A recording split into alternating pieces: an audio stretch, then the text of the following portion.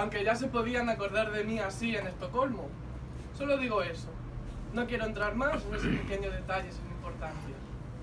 No quiero hablar mucho de mí, ni sobrecargar esta bonita tertulia, porque tan solo soy un mero hombre que ha escrito acerca de sus gustos y aficiones sin ninguna pretensión que la de tan solo escribir.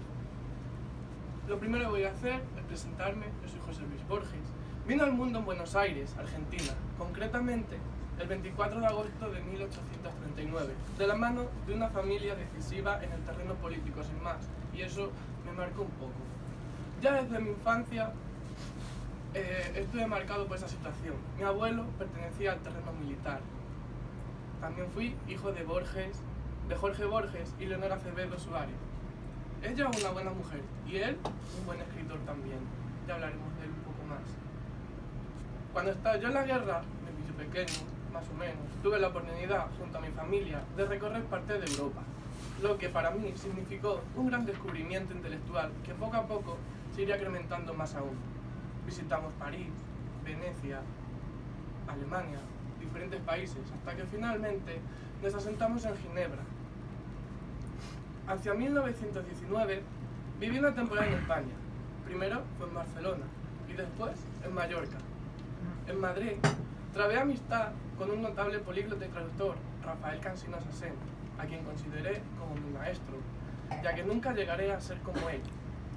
También conocidos míos fueron Valle Inclán, Juan Ramón Jiménez, Ortega y Gasset, Ramón Gómez de la Serna, Gerardo Diego. Cuando regresé a Buenos Aires, fundé en 1921 diferentes revistas, ya que tenía diferentes contactos también y tenía esa motivación. Primero fue la revista Prismas, junto con otros autores jóvenes del mismo tiempo, y más tarde la revista Proa. En un segundo viaje a Europa, gracias a todas las influencias que había tenido, entregué a la imprenta uno de mis primeros libros de poesía titulado Fervor en Buenos Aires, el cual fue ilustrado por mi hermana. Y como veremos a lo largo de esta tarde, mi amor por mi tierra no solo se va a quedar ahí. Fue en los años 30 cuando se me empieza a reconocer a nivel internacional. Yo no quería, pero bueno, uno es así y hace lo que hace y se lo reconoce por esas cosas que, en mi caso, escribe. En 1938 fue un año decisivo para mí, pues falleció mi padre, y en ese mismo año sufro un grave accidente provocado por mi progresiva ceguera, pero que a su vez me produjo múltiples placeres. Lo que todo el mundo puede creer que la ceguera puede ser un castigo, en mi caso fue también el descubrimiento del mundo, más que nada porque yo solo estaba haciendo otra cosa que leer, y de esa manera me permitió viajar, si no me hubiese quedado en mi sitio descubriendo libros.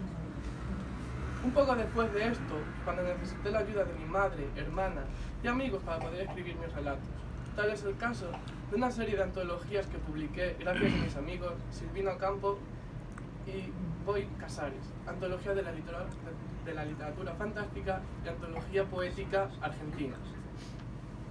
En mis obras mezclo prosa y verso, porque como digo, acaso para la imaginación ambas son iguales. Felizmente no nos debemos a una sola tradición, podemos aspirar a todo.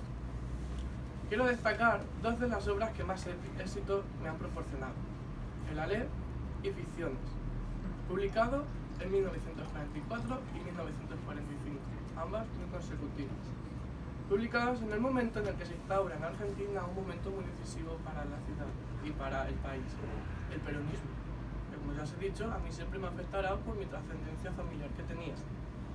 En ese momento en el que mi madre y mi hermana Nora son encarcelados, ya sabéis, por nuestra situación familiar. A mí, el gobierno me apartó del cargo de bibliotecario que tanto placer me había causado. Y es que ya os he dicho que uno de mis mayores gustos era la lectura. Y entonces, cuando podía vivir en una biblioteca, yo era el hombre más feliz. Fue entonces cuando me dediqué al completo a mi faceta de difusor. Además, también era un momento en el que me permitía salir de Argentina, que la situación que estamos viviendo no era precisamente la mejor. En 1955, con la caída del peronismo, el nuevo gobierno me nombra director de la Biblioteca Nacional e ingresé asimismo en la Academia Argentina de las Letras. Si unos me habían quitado, los otros me estaban poniendo. Ya os he dicho que uno se merece lo que se merece. Después de todo esto, Los demás títulos obtenidos van sucediéndose uno tras otro. Aunque no sé por qué, ninguno me ha llenado. Se ve que algo habrá por ahí que todavía necesite. Fueron doctor honoris causa por la Universidad de Cuyo, Premio Nacional de Literatura, Premio Internacional de Literatura Formentor, Comendador de las Artes y las Letras en Francia, y un largo etcétera que tampoco me voy a detener a deciros todo lo que he conseguido. En cuanto al amor, contraje matrimonio en 1967 con Elsa Estet de Millán, una antigua amiga de juventud. Pero el matrimonio solo duraría 3 años. En ese entonces volví con los seres más queridos que tenía, mi madre sobre todo. Mi siguiente próximo amor sería, ya con 80 años, con María Kodama, mi secretaria, compañera y recaricia. Deciros a todos, ya que nos hemos reunido sobre mi persona, que uno de mis últimos logros fue, en 1979, el Premio Cervantes, que agradezco mucho a este país que tanto adoro. Estos han sido tan solo unos retazos de mi vida. Yo merezco muchas alabanzas, y de mis diversas obras les invito a que participen de ellas de una manera más bien personal e individual a cada uno. En lo que me concierne a hoy, quiero que jueguen conmigo y escribamos entre todos un cuento. El cuento de mi vida, y para ello empecemos por los diferentes capítulos. Por ahí tenéis unos sobres de diferentes colores que, si se reparten, hay 6. Uno de cada color, que va a representar un momento, una anécdota, una característica de mi vida. Os invito a que, cuando llegue la ocasión, los empezamos a hablar. Ya os he dicho que una de mis primeras características era que era escritor. Y si he tenido éxito también ha sido por esa parte en la que la cuentística ha significado mucho para mí. Quisiera hacer referencia a ese arte de escribir. Empieza por una suerte de revelación, pero uso esa palabra de un modo modesto, no ambicioso. Es decir, de pronto sé que va a ocurrir algo. Y eso que va a ocurrir puede ser, en el caso de un cuento, el principio y el fin. Por eso os he dicho que esto, a modo de introducción, va a ser el principio de este cuento. Y vosotros vais haciendo los diferentes capítulos que va a tener, saltando el orden, porque yo no sé en qué orden se van a abrir. En el caso de un poema, no, es una idea más general, y a veces ha sido la primera línea. Es decir, algo me es dado, y luego ya intervengo yo, y quizá se echa todo a perder. Por eso he elegido el cuento, aunque como ya os he dicho, todos los autores estamos haciendo diferentes géneros.